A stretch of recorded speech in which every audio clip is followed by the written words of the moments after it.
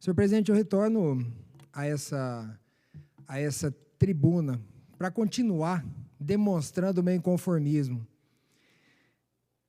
O meu inconformismo pelo malabarismo político e jurídico que a oposição faz aqui para justificar a censura. Olha o que a gente está vivendo, olha o que nós estamos passando.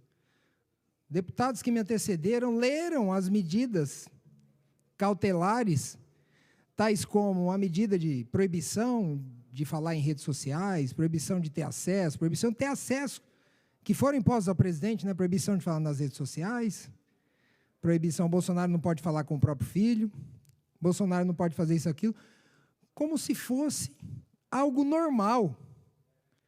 A verdade vira censura e a perseguição vira normalidade. Esse é o nosso novo normal do Estado Democrático de Direito? Proibir um pai de falar com o filho? Proibir uma pessoa de usar as redes sociais? Proibir uma pessoa de falar? Como se já não bastasse essa situação totalmente extrema, ainda foi decretada a prisão domiciliar. Agora sim.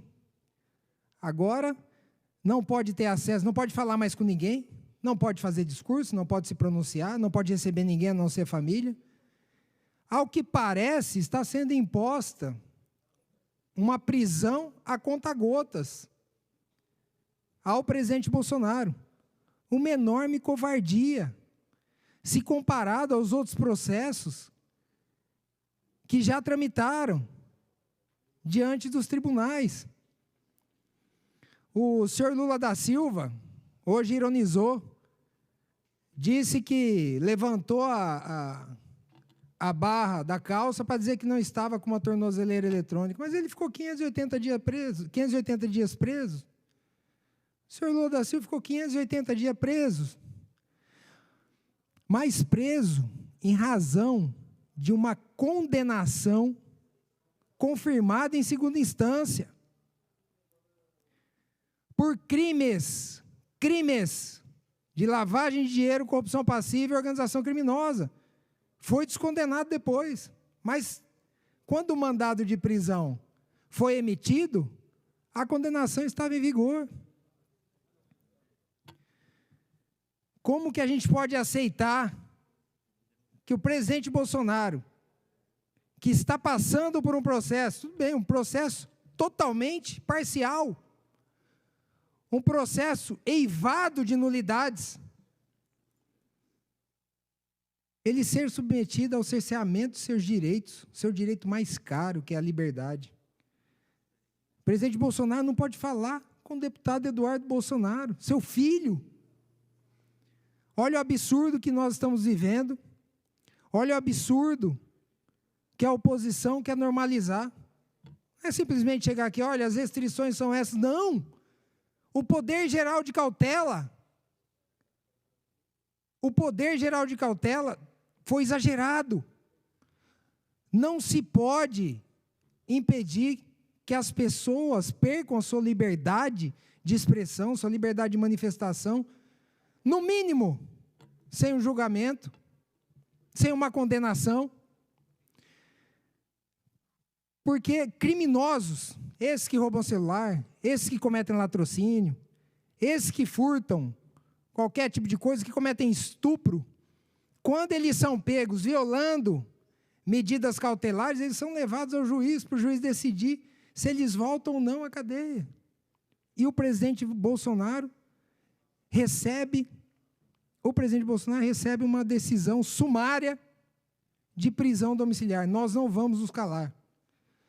Nós não vamos deixar de apresentar todo o nosso repúdio aqui na Casa do Povo.